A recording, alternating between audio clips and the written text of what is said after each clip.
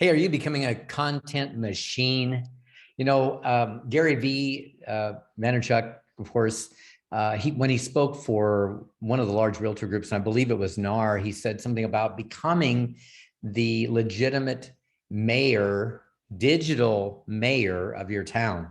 The way you do that is, of course, today it's it's social, it's email, and of course, even most specifically, it's about video. And so the question is, what content are you developing that's really putting you in that place where people automatically think of you, know you, like you, trust you. We've said that a few times.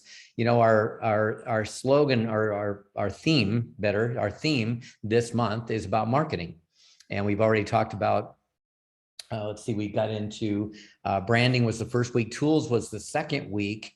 And now we're talking about this idea of content creation. And it's a big deal because, a lot of times we don't do more video. We don't do more posts. We don't do more things. We can't think of what to do. And, a lot of it is just getting used to exposing your life, putting yourself out there. I talked yesterday to a guy that we were working with. He's from another company, so it may be a coaching client potential. But regarding that, he said, I've always been kind of timid that way. I don't like putting myself out there. And I said, well, in the world of real estate, I will tell you, if you're not putting yourself out, you're not going to have the same impact. If you really believe, first of all, that your services are great, if you really believe you care and you give and you're great at what you do, then your clients deserve that. But I'll tell you this, I remember somewhere along the lines, and I'm not sure if it was a book or somewhere in my earlier years, there was a slogan that said, timid salespeople have skinny kids. And I think the very thing is true in real estate, which is if you're timid, if you're not putting yourself out there, if you're not doing that, you're not going to have the flow of clients. You're not going to have people looking at your stuff, admiring you, seeing you, you standing out amongst the crowded industry that you're part of. And of course, in real estate, we're a crowded industry. So I wanted to talk a little bit about content today and just a little bit of the strategy, the thinking behind it. And, as I think about getting inspired, you may see somebody and you go, wow, I wish I could do like they do, and you may want to go on some research tours, figuring out some of the biggest agents, look up, largest agent, number one agent in Denver, Colorado, or in Orange County, California, or in Tampa Bay, Florida, and go find somebody and go, wow, I like what they're doing. And we're not going to steal it. First of all, we're not in Tampa Bay. We can't steal the stuff, but getting inspired, seeing ideas, looking at somebody's Facebook who's really killing it, looking at somebody's Instagram who's really killing it, looking at what they're doing, going, I got that. I could do that. I mean, that makes sense to me. I've got that same experience. My kids are in soccer. I mean, it's like when you start to really look at what other people are doing, it will inspire you, make you feel more confident, give you a deeper sense of, okay, I got this. And that's what it's going to start with. Now, we did our Gateway to Mastery. We're getting ready to launch it again. And in there, we gave people the challenge of a 30-day Facebook Live challenge where every day they go Facebook Live. And, it's like at first you're stumbling around. I don't know what I'm going to cover. I don't know what I'm going to talk about. And some of it is the discomfort inside. Some of it's the discomfort of not having the content. So when you think about content, I want you to think about repurposing, first of all, being purposeful, and then repurposing. That's a mouthful. The content. So for example, we have this little theme going. So we have marketing. So this week we're doing content.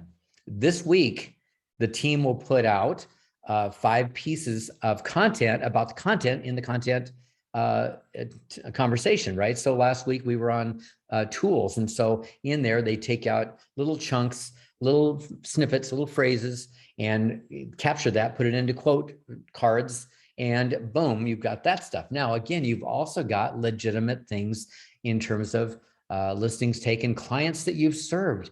And you don't come from a place of, hey, look at me, I closed something. You come from a place of, wow, I was honored and it was such a pleasure to work with my new clients, but I'm so proud and so happy for you guys getting your first house, or, that we sold your property and we're able to move you to Atlanta, Georgia, or whatever it was, right? That you're coming from that place. There's content. And it comes from a place of humility. So I want you to think about, how do you create content? How do you think of ideas? be inspired by other people, watch what's going on, observe, and be part in your own life and go, this is legitimately stuff people talk about. You know, I'm not going to take a picture of my food tonight, but I could. You know, we're having a gathering with some folks and I show my life because people want to become part of your world. They want to know you at that level. Personal branding and marketing, when we started this whole trend back in the 80s, was all about the one piece, which was called personal marketing. And in personal marketing, that means personal, like it was the story. It's you, it's the human. It's not the, you know, credentials and the designations and all that stuff. It's more about the human being. So I want you to really get into that part, realize that you're going to expose yourself. And then of course, if you really want to develop a sense in your flow, by the way, in your feed, you know, on your personal level, it's going to be a lot more personal, not business, personal. In fact, the ratio we use is 80% personal, 20% business. In your business pages, you can go the opposite direction, 80% business, 20% personal, but they still want to know you. You still want to have things in there. If you've got a dog, you got a cat, you got your pets, you know, hanging on to them, loving them up, you know, all that stuff is going to be great content for that material. Now, one other thing in our Gateway to Mastery, we gave people the high engagement posts 52-week planner. And I'll tell you, you know, you start kicking off with some of those high engagement posts that have hundreds of people feeding in, giving you answers, responding. You know, I had a couple of them that would just blew up. And what that does is it changes the algorithm. So more people are getting to see your stuff.